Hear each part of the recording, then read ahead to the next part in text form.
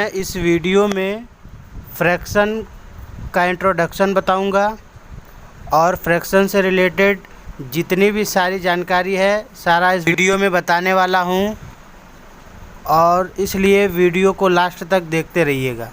तो हेलो दोस्तों, welcome to my channel जिसका नाम है BP education knowledge for all. ये वीडियो शुरू करते हैं। सबसे पहले हम ये जानेंगे फ्रैक्शन कहते किसे हैं। किसी भी चीज़ को जब कई पार्ट में डिवाइड किया जाता है तो उसके हर पार्ट को फ्रैक्शन बोला जाता है। चलिए एग्जाम्पल से समझते हैं। मान लेते हैं एक पिज्ज़ा है, ये मान लेते हैं एक पिज्ज़ा है। इसका दो पार्ट यदि हम करते हैं तो दो पार्ट हो गया, तो पिज्ज़ा कितना है एक, और पार्ट कितना हो गया दो। तो यहाँ पे हो जाएगा 1/2। ठीक है, यहाँ पे हो जाएगा 1/2 क्योंकि पिज्ज़ा का दो पार्ट हो गया है, इसलिए नीचे हो जाएगा 2। और इसी पिज्ज़ा के यदि 4 पार्ट हो जाए तो यानी कि पिज्ज़ा कितना है, number of pizza equal to 1 upon, यहाँ पर अब पिज्ज़े का पार्ट हो गया है 4, तो यहाँ पर लिखेंगे 1/4 ऐसे। तो यहाँ पर फ्रैक्शन स्टार्ट हो जाता है। जैसे भी किसी चीज़ का हम पार्ट करें वहाँ फ्रैक्शन स्टार्ट हो जाता है। फ्रैक्शन समझ में आ गया, फ्रैक्शन किसे बोलते हैं। दूसरा क्वेश्चन आता है कि न्यूमरेटर और डिनोमिनेटर किसे कहते हैं। तो 1/4 है तो उसका जो ऊपर वाला पार्ट होता है उसे न्यूमरेटर कहते हैं और नीचे वाले पार्ट को डिनोमिनेटर कहते हैं। तो न्यूमरेटर और डिनोमिनेटर देखना बहुत ही आसान है, इस तरह से आप समझ सकते हैं। इस तरह दूसरा एग्जांपल देख लीजिए, 2/5। इसमें न्यूमरेटर हो जाएगा 2 और डिनोमिनेटर हो जाएगा 5। तो ये देखना बहुत ही आसान होता है, आप कर लेंगे। दूसरा क्वेश्चन आता है what is fraction and fractional part. Fraction और फ्रैक्शनल पार्ट किसे कहते हैं, चलिए इसका भी एग्जांपल देख लेते हैं। जैसे 2/5 है तो ये 2/5 जो है ये इस समय फ्रैक्शन का टर्म है। और उसके बाद यदि फ्रैक्शनल पार्ट इसको यदि लिखना पड़ेगा तो लिखेंगे 2/5। और यदि 1/4 होता तो लिखते 1/4, 1/2 होता तो लिखते 1/2, 1/3 होता तो लिखते 1/3। इस तरह से इसका फ्रैक्शनल पार्ट होता है। तो फ्रैक्शनल पार्ट भी क्लियर हो गया होगा। अब जानेंगे फ्रैक्शन के कितने टाइप होते हैं। तो फ्रैक्शन के ये पार्ट हैं like fraction, unlike fraction, unit fraction, proper fraction, improper fraction, mixed fraction और इक्विवेलेंट फ्रैक्शन। अब घबराइए मत, इसको बारी बारी से मैं समझा देता हूँ। लाइक फ्रैक्शन किसे कहते हैं। A fraction have a equal denominator are called like fraction.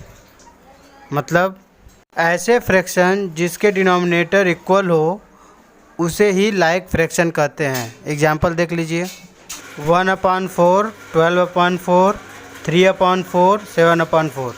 इसमें सबका डिनोमिनेटर देखिए इक्वल है, इसलिए ये एक लाइक फ्रैक्शन है। अनलाइक फ्रैक्शन देख लीजिए, a fraction have not equal denominator are called unlike fraction. मतलब ऐसे फ्रैक्शन जिसके डिनोमिनेटर इक्वल नहीं हैं उन्हें अनलाइक फ्रैक्शन कहेंगे। एग्जाम्पल देख लीजिए, 1/7, 2/3, 9/2, 6/5। ये सब अनलाइक फ्रैक्शन है क्योंकि डिनोमिनेटर इसके इक्वल नहीं है। चलिए अब यूनिट फ्रैक्शन का बात करते हैं। यूनिट फ्रैक्शन किसे कहते हैं। A fraction have 1 numerator are called unit fraction. ऐसे फ्रैक्शन जिसके न्यूमरेटर 1 होते हैं उसको यूनिट फ्रैक्शन बोलते हैं। एग्जाम्पल देख लीजिए, एग्जाम्पल में 1/10, 1/124, 1/5 या 1/120। इसका न्यूमरेटर सब में 1 1 1 है, इसलिए ये यूनिट फ्रैक्शन है। अब बारी आती है प्रॉपर फ्रैक्शन की। प्रॉपर फ्रैक्शन किसे बोलते हैं। A fraction where nominator is less than denominator are called proper fraction. मतलब कि जिसमें नोमिनेटर छोटा हो यानी कि ऊपर वाला नंबर छोटा हो और नीचे वाला यानी कि डिनोमिनेटर बड़ा हो उसे प्रॉपर फ्रैक्शन कहेंगे। चलिए एग्जांपल देख लीजिए। जैसे यहाँ पर 7/9 है, तो क्या यहाँ पर नॉमिनेटर बड़ा है डिनोमिनेटर से या नॉमिनेटर छोटा है डिनोमिनेटर से? आप कमेंट करिए। जी हाँ, नॉमिनेटर छोटा है डिनोमिनेटर से, तो यहाँ पर ये प्रॉपर फ्रैक्शन है। तो इस तरह से हम जानेंगे कि यदि डिनोमिनेटर बड़ा रहेगा, नॉमिनेटर छोटा रहेगा, तो प्रॉपर फ्रैक्शन होगा। इसी तरह के प्रॉपर फ्रैक्शन के एग्जांपल और देख लीजिए। 8/13, 5/7, 3/5, 11/13, ये प्रॉपर फ्रैक्शन के एग्जांपल हैं। आइए अब देखते हैं इम्प्रॉपर फ्रैक्शन किसे कहते हैं। A fraction where denominator is less than nominator are called improper fraction. मतलब ऐसे फ्रैक्शन जिनमें डिनोमिनेटर छोटा होता है और नॉमिनेटर बड़ा होता है, उसे इम्प्रॉपर फ्रैक्शन कहते हैं। मतलब हम ये कह सकते हैं कि इम्प्रॉपर फ्रैक्शन प्रॉपर फ्रैक्शन का ठीक उल्टा होता है। चलिए इसका एग्जांपल भी देख लीजिए। जैसे 9/2, इसमें नॉमिनेटर यानी कि ऊपर वाला नंबर डिनोमिनेटर यानी कि नीचे वाले नंबर से बड़ा है, तो इसका मतलब नॉमिनेटर बड़ा है डिनोमिनेटर से, तो ये इम्प्रॉपर फ्रैक्शन कहलाएगा। इसका और एग्जांपल देख लीजिए। 7/5, 15/2, 17/5 और 21/2, ये इम्प्रॉपर फ्रैक्शन है। अब बात कर लेते हैं मिक्स्ड फ्रैक्शन की। मिक्स्ड फ्रैक्शन किसे कहते हैं? Combination of a natural number and fraction. Means natural number और फ्रैक्शन दोनों एक साथ जब देखने को मिलते हैं तो उसे मिक्स फ्रैक्शन कहते हैं। चलिए इसका भी एग्जांपल देख लेते हैं। 2 होलसम 3/4, 5 होलसम 8/4 और 3 होलसम 4/2, ये सब मिक्स फ्रैक्शन हैं। चलिए अब इक्विवेलेंट फ्रैक्शन की बात करें। 2 और more than 2 fraction whose result are same are called equivalent fraction। इसका मतलब क्या हुआ? ये इसको मैं अपनी भाषा में बताता हूँ। जैसे किसी एक व्यक्ति या किसी एक भगवान का ढेर सारा नाम होता है, उसी तरह इक्विवेलेंट फ्रैक्शन में भी एक फ्रैक्शन को कई रूपों में लिखा जा सकता है। एग्जाम्पल देख लीजिए। 1/2 को क्या लिख सकते हैं?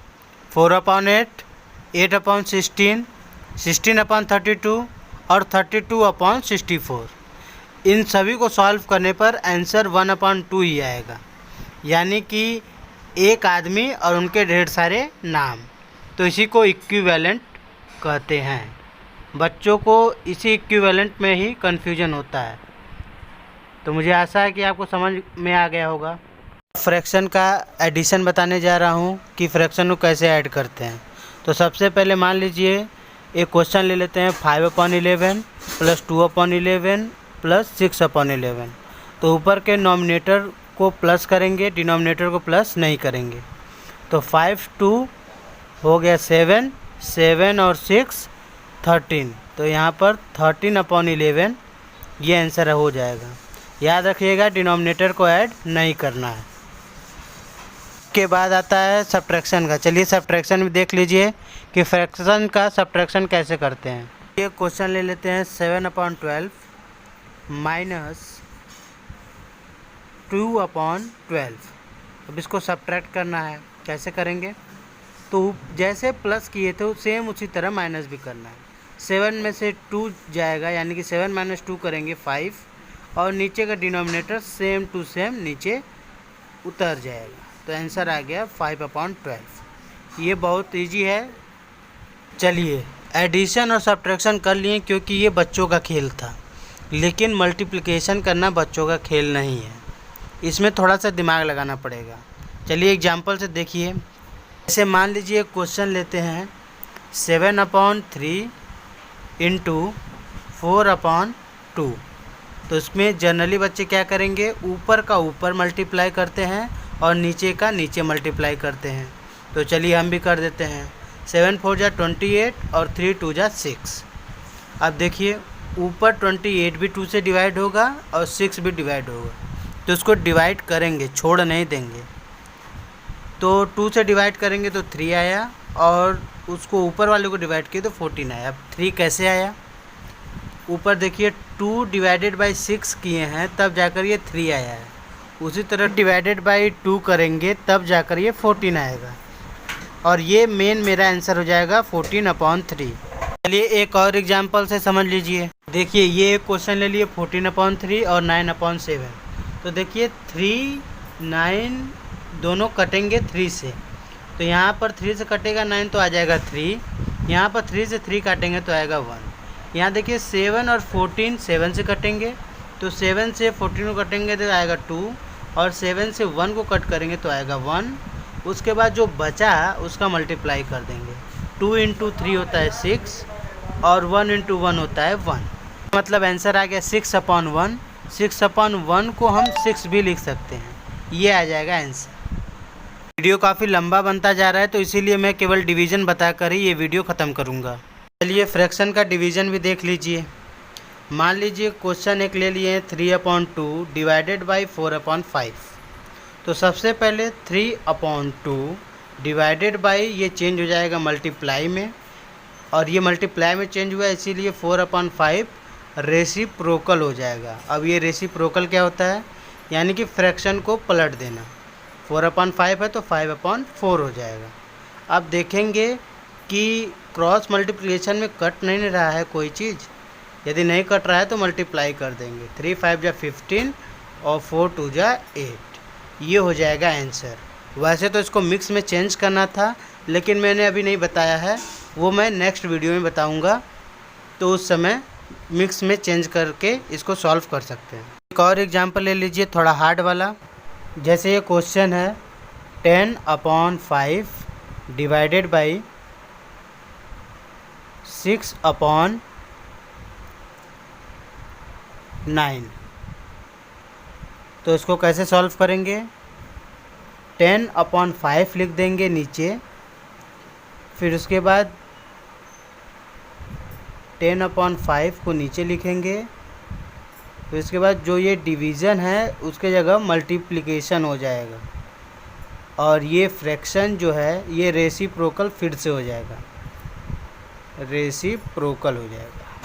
रेसिप्रोकल मीन्स मैंने बताया पीछे, फ्रैक्शन ऊपर का नीचे और नीचे का ऊपर हो जाता है। तो यहाँ हो जाएगा 9/6। अब देखेंगे क्रॉस मल्टीप्लिकेशन में कट तो नहीं रहा है, तो कट रहा है। 10 भी 2 के टेबल में आता है और 6 भी 2 के टेबल में आता है, तो इसको काट दीजिए। 6 को कट करेंगे तो आएगा 3 और 10 को कट करेंगे तो आएगा 5, और ये नीचे वाले 5 से ऊपर वाला 5 भी कट जाएगा, इधर आ गया 1, नीचे भी आ जाएगा 1। और देखिए 1 ऊपर भी है 1 नीचे भी, इसको लिख दिए। अब देखिए नीचे 3 और ऊपर 9, ये भी 3 के टेबल से कटेगा, काट दीजिए, तो बचा 3/ नीचे हुआ 1, तो 3 1 जा 3/ नीचे 1, 3/1 का वैल्यू होता है 3, ये हो जाएगा आंसर। अच्छा लगा तो लाइक करिए, चैनल को सब्सक्राइब कर लीजिए और बेल आइकन को बजा दीजिए।